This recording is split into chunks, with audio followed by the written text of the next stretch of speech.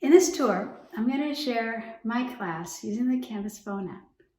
Because although we expect students to be learning at home in environments like this, the reality may be a bit more like that. Or you may have students that are commuting to their essential jobs. And we probably all have students that maybe want to learn while they wait in line, since we're all spending more time waiting in line these days.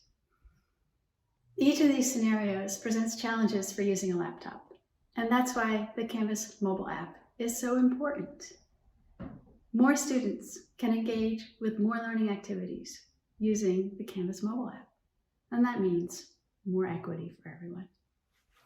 In addition to equity, my goals for this class are to give students choices, make sure they can succeed in a reasonable amount of time, encourage them to be independent learners and collaborators, and make it enjoyable enough that they retain the material, all while using a device that's intrinsically more humanized than a laptop. This is an art class where students create pictures by drawing or photo manipulation. And I know you're thinking, that's not at all what you do or what your students need. But there's a lot of things here that transcend the subject matter, and they're useful in many other classes as well. So let's take a look around.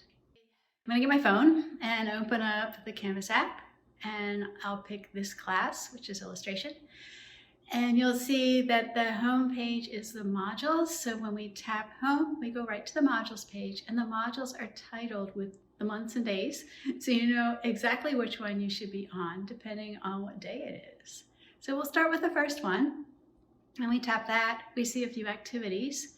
The first one is a message from your teacher, so let's tap that, and there's a video there. I'll play a little bit of it.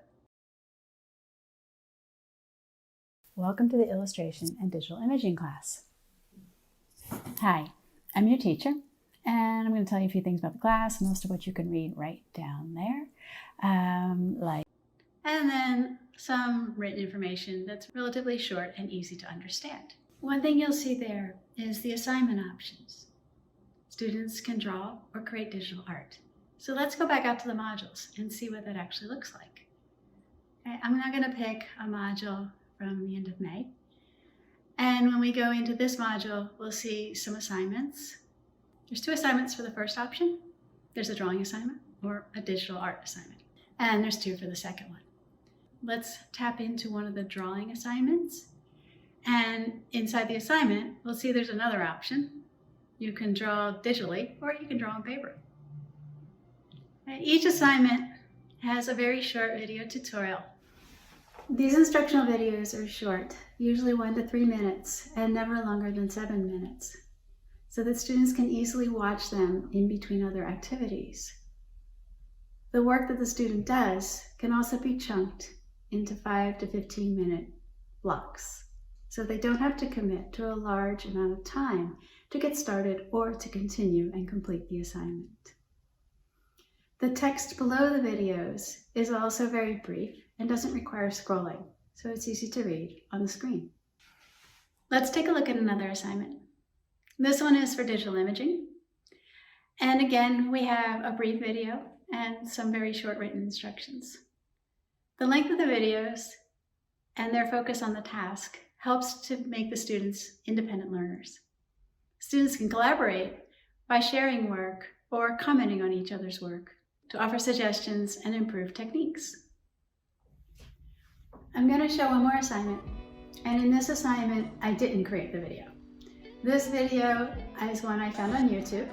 It has really great production values, it's really professional, and I think it makes the content exciting for the students, so I encourage you whenever possible to look around, use other people's videos, because it's kind of like having a guest teacher come in, changes the pace, and gives us a whole different viewpoint on what we're doing. It also makes things fun. Right, so we want to make it enjoyable and keep students interested, having a good time, so that they retain some of the content. All right, so you've seen a bit of my class. Now I want to get back to why it's on the phone. The phone is a really familiar human communication tool. It's great for calling people and talking to them. It's also really good for sending text messages. And it's pretty good at sharing videos and photos too. So if you want to increase the possibility of communicating, connecting, and exchanging ideas with your students to humanize your class, the phone is a great tool to use. And if you're using the Canvas Student app, they're just one tap away from another way to connect.